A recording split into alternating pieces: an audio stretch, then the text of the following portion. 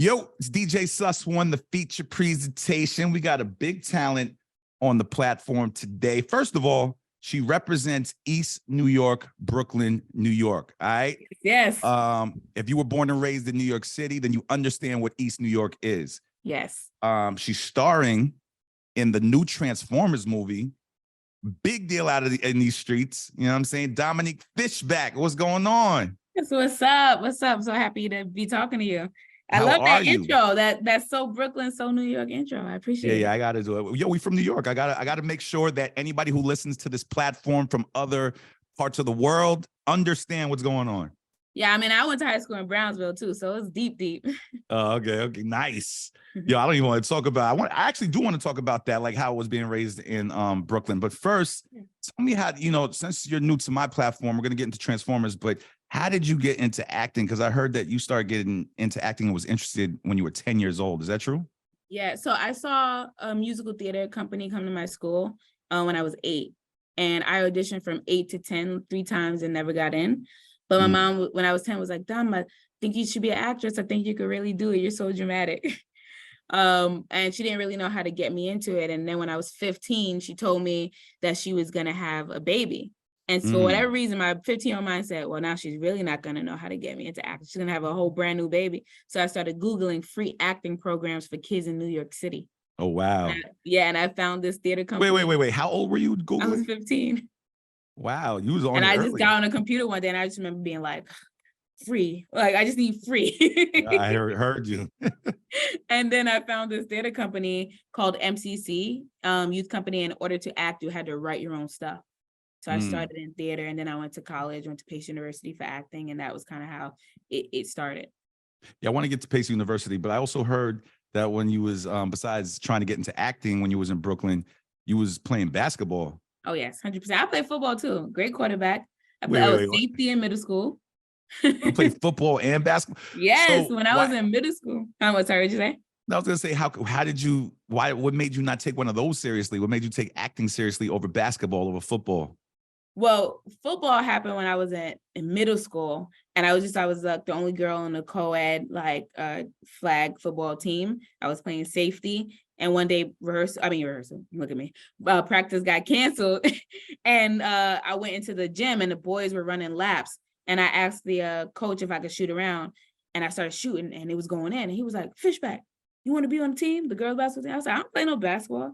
He was like, "Yeah, you could learn." So I asked my football coach, and she was like, well, it was a woman too. It was a guy and a woman. She was like, well, you have a better chance like doing something with basketball than with football. So I would say you should try to do the basketball team. So I was like, okay, cool. So I did that. And then acting, I just always had that, like, I always loved acting. And so I would leave basketball practice in high school on Tuesdays and go to NYU to practice this theater with this theater company. I love it. When I got older, it started being like, oh, they were kind of conflicting with each other. And when I got to college, I had to make a choice if I was going to go to Westchester and play basketball or if I was going to stay. I'm from Westchester, by the way. Well, actually, I'm originally from Brooklyn, but I left Brooklyn when I was 9 years old and I grew up in Westchester. So shout out to Brooklyn. But yeah, it was like, I think it was Westchester. They have a Pace University in Westchester, White Plains or something. And so they didn't have a basketball team in New York. So I just knew that acting was more my calling and that I could always act like I can play basketball on a movie. Like anything you want to do as an actor, you could always do. If you wanted to be a boxer, if you're an actor, you can be a boxer. Like you can do anything you want to do as an actor. Well, you chose acting. Before we get into the acting, were you even nice at basketball though? Or were you on the bench? I was number 3 like Ivo. First of all, I was number 3 like Iverson. I had to be point guard by force, but I love shooting guard. And I averaged 20 points a game. My game high was 39 points. Ask about me, you know what I'm saying? I'm asking. I have property in Brooklyn. I'm gonna go out there and be like, yo, you know about Fishback? She was nice. Yes, do that. See what they say out there. All right, so you went to Pace University. You got into acting. You got a BA in theater.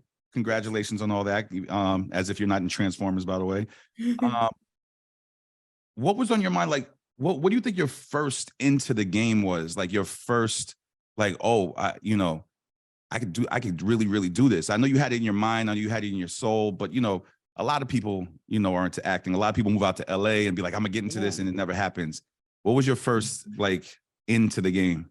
So I think graduating college and writing my one-woman show called Subverted, which is about the destruction of Black identity in America. And I play like 22 different characters. And I wrote it, and people came to see. And I just think once I was able to write something that I created, like full out like that and see it through, I knew that the only thing that was going to stop me was myself. You know, a lot of times if I was thankful that I went to that company that said, in order to act, you have to write. Because that made me find my voice, understand what I want to say, understand character development and story arc and things like that. And so I wasn't confined to the same things that a lot of my classmates were confined to, because they were relying on other people to cast them more than just like creating their own stuff. So I left school with the one-woman show, and that helped. And then getting on the David Simon show. Nice. Yeah. And then fast forward, you start working with people like Jamie Foxx. Yes. And that was Project amazing. Power. And now Jamie Foxx is he's EP in my one-woman show. Really? Yes. Nice, yeah. Nice. Well, how was it working at the beginning? I know you had a relationship with him now, but at the beginning stages, how was it working with Jamie? Amazing. I remember my audition for my chemistry test with him. I remember thinking, how am I going to show up? Because it was an emotional scene that I had to do. I was like, am I going to just be emotional? But I wanted him to see my personality. When the car that I was in pulled up, his car pulled up at the same time. And I was just like, Mr. Jamie Foxx. And he was like, whoa, your energy is crazy. And it was just felt very familiar. And then when I get into the chemistry test, I have to do a scene where Robin is rapping. And then afterwards, we're sitting there. He goes, you rap in real life? I'm like, nah, but I do spoken word poetry. He was like, oh, go and do something for us then. So I was like, all right. That's, again, that theater training, doing spoken word. That's all I do. So it wasn't like, oh my God, Jamie's asking me. It's like, now that's easy. I could do that. So I got up and did a piece called An Ode to My Hood, which is a conversation that I have with Brooklyn, where I personify Brooklyn, and we're having a conversation because Brooklyn feels like I'm going to get famous and never come back. And I'm like, no, Brooklyn, you don't do me like that. Like, we having this conversation. So I did that for him, and everybody was just blown away. And then I didn't get the part. Oh, wow. Really? I didn't get the part. And I was like, what? And then a month later, my agent called me and says, hey, you got the part because the other girl's schedule didn't work out. And so they want you in New Orleans. And I was like, oh. No, I don't know how I feel about that. I know, right? I know, right? Second. Yo, what are you talking about? All right, well, whatever. It was meant to be. God put it in your hands. You know what I'm saying? And then you went on to do incredible movies and TV shows like Judas and the Black Messiah, Swarm.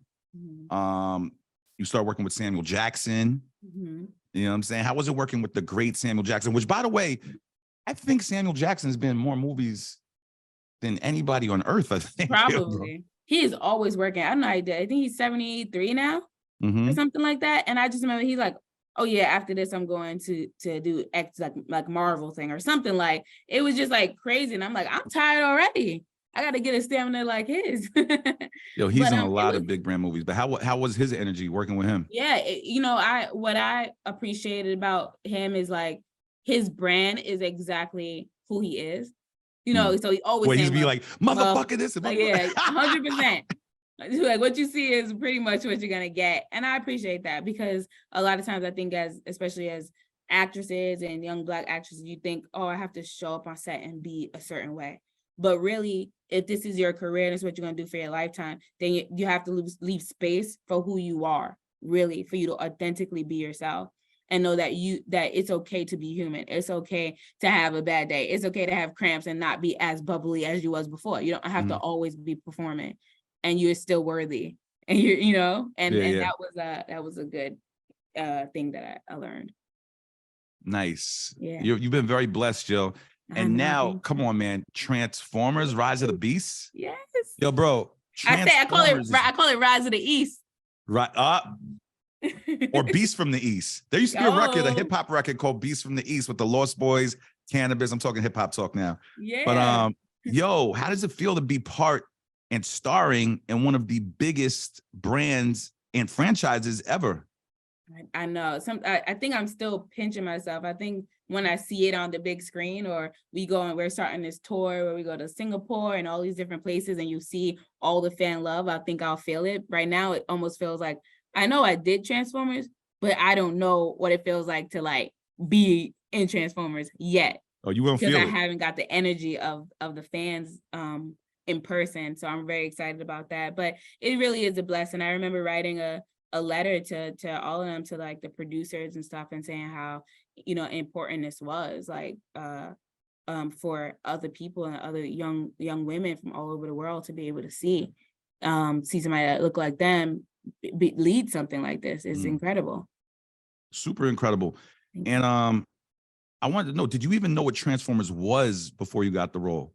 Transformers have been around since the 80s. I grew up in the 80s. It was a cartoon. Then, later on they did the movie and it became a big franchise. But a lot of, I don't want to make it a female male thing, but I'm gonna be honest, a lot of females I know don't know what Transformers is.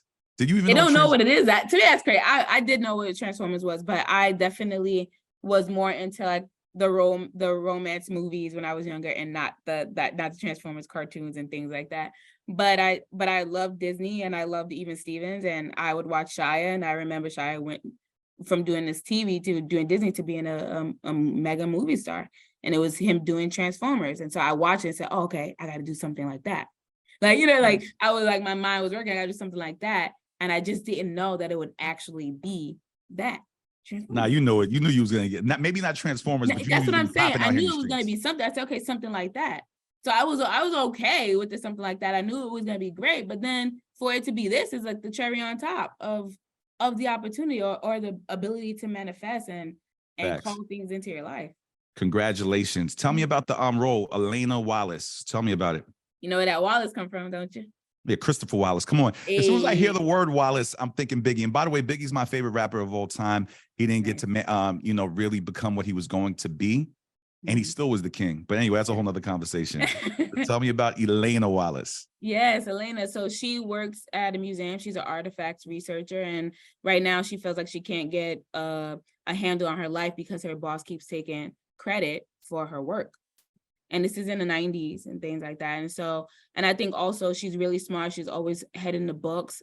I think her imagination runs wild, but she's not brave enough to actually see adventures in real life. And then Noah comes into her life and the Autobots come into her life. And then she has to heed the call like we all get in our lives. There's moments where you get a call and it's like, are you going to be brave enough to do something different than what you've always done? Or are you going to stay the same? And she heeds the call. And so does Noah in his life. So.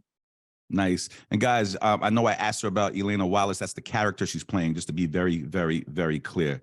You know what I'm saying? So it takes place in the 90s. Am I correct? Yes. 1994. How did that feel? Like, how did they construct the set? Were they driving old Acura Legends? Like, what was going on on the set? Definitely period cars. But we shot in Montreal, a lot of exterior, because it sometimes it's like a city, like old cities kind of look like your city before. So Montreal probably looks more like 90s Brooklyn than Brooklyn could ever look right now. And that was the same thing for Judas and the Black Messiah. We filmed in Cleveland because Cleveland now looks more like Chicago then. So you had to find those kind of locations that bring the authenticity of it. But really, authenticity came from Stephen Caple Jr. direction, his intentionality of wanting it to be 90s, hip hop, Brooklyn, cultural. And then he went and got 2 Brooklyn kids. Like I was watching a clip because I didn't know at first, but they got Anthony, and Anthony is from Brooklyn, and I knew him before this, and we were friends before that. And then after he got I guess it was going to take place in Queens, or the character was going to be from Queens. But Anthony came in, Stephen thought it was only right because he's from Brooklyn. Like, why not? And then Stephen really wanted me to be in it. And then lo and behold, I'm also from Brooklyn. So it just spoke to him, and then we circled it around that. So I'm very excited. I'm very excited because I'm first of all, as you can see, I collect retro stuff. I like Transformers, and it's taking place in the 90s. I'm going to be paying attention. I want to see, am I going to see Tower Records? Am I going to see, some of these stores or anything? I want to see how they put it together as far as the atmosphere of the 1990s in Brooklyn. You know what I'm saying? What can people expect as far as from your perspective of the new Transformers movie as a whole? Yeah, I think like there's reasons why things work. They've been working the way they've been working. They've been working for so long in a certain way. Like there's the hero heeds the call, they go on the journey. And so there's really nothing new under the sun ever. When the way you get new things is based off of perspective. And so the perspective has changed because we've never had Brooklyn kids have their mind blown by Autobots from space who turn into cars. Like you just, you don't see that perspective. So the charisma, the swag, the accent. Can you just say the New York swag? All right, thank you. What'd you say? The New York swag. 100%. But there's no swag more than New York swag. So all I gotta say is swag, baby. and then you get that, and that's a whole fresh perspective. And I think it also opens up the world of Transformers for other people to see themselves. It's not just me and Anthony, but even the people who voice the Autobots. It's so diverse, and that people can listen and say, "Oh, that sounds like my aunt. That sounds like my sister. That sounds like my brother. That sounds like my teacher." Yeah. And then they're starting to feel like it's unified, I think. That's amazing. I'm a little confused, and we're gonna wrap up in a second, but the movie takes place before the first Transformers movie, correct? Obviously. Yes. But after the Bumblebee movie, is that what's going on? So Bumblebee was in the 80s, and this one is in the 90s. So it's like 92, 93, something like that. It's 1994. Okay. Yep. Got it. All right. Well, what can people expect for the future of Dominique, Miss Fishback? Ooh, I think the short answer is just more writing. I've always wanted to do music. Really? I've been learning. Yeah. What kind of music? I do piano. I've been learning piano, but my first cover that I did was a cover of Song Cry. It's on my Instagram. It's I kept the hook by Jay-Z, obviously. I kept the hook and I changed the verses to be my own story. I love Lauryn Hill's MTV Unplugged. And so when I think about an EP, I think about something along those veins where you have, I'm learning guitar as well.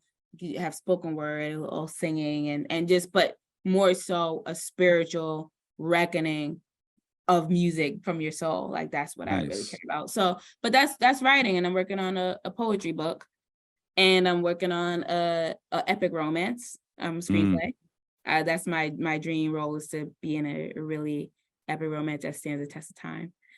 So I said, it'd be great if somebody writes it, but in the meantime, if they don't write it, I'm writing it for myself. So I've been working on that. And I plan on doing a little bit of a school tour in East New York after Transformers, called the Domino Effect Tour. So that, and then I have this saying, I have a tattoo and it says, "Be yourself, love."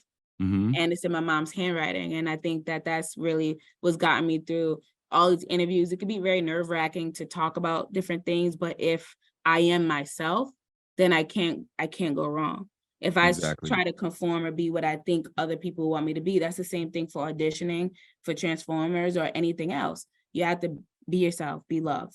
Exactly. And then everything else falls into place. So I just plan on carrying my own things out. I think the deal that I made with God is like, he'll let me have all of the major things. You can have Transformers, you can do all that stuff, but you always have to tell your truth from your own words, your own perspective, your own mouth, like behind your name and your likeness, and not only behind characters.